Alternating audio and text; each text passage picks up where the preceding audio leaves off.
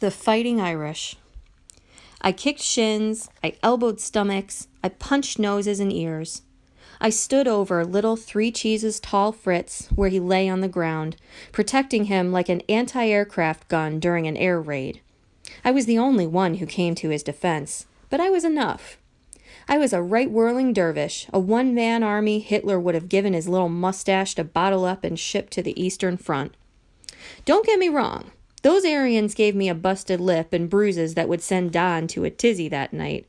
But at last we reached an uneasy truce there in the street with the bonfire crackling behind us. Nobody wanted to come close enough for me to scrape my knuckles on their faces, and I wasn't moving from the spot. He was burning books. I saw him, I said, fists clenched, breathing hard. He was just taking his time about it. Weren't you? I asked Fritz. He still lay on the ground, his arms covering his head. Weren't you? I yelled, urgent. If he didn't help me out here, we were both done for. Yes, he said at last, of course. Horst stepped in between us and the other boys. All right, enough. We can't hurt our Irish guest too badly, boys. Haven't you heard? His daddy is an ambassador. If you break his nose, the Irish might declare war on us. He pretended to be frightened by holding his hands against his chest and quivering, which got a laugh from the rest of the boys. Ireland was as much a threat to Nazi Germany as a summer rain, and all of us knew it. Horst just loved rubbing it in.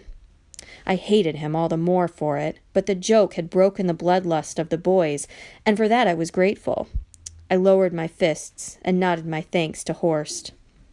Horst thanked me by cracking a fist across my face and sending me to the ground next to Fritz.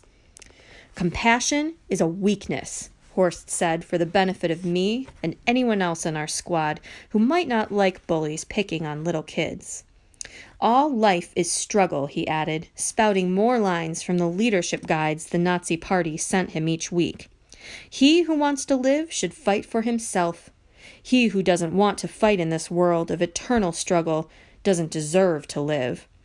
That part was meant for Fritz. Horst gave him a swift kick to the small of his back to punctuate the lesson, making Fritz writhe. I glared at Horst, wondering what made him such an arse. Maybe Horst really believed all that might makes right malarkey. Maybe he didn't like an Irish boy showing up the German master race. Or maybe he was just a bleeding maggot. My money was on the latter. I rose up on an elbow, my Irish blood thundering war drums in my ears, ready to knock Horst's donkey teeth down his throat.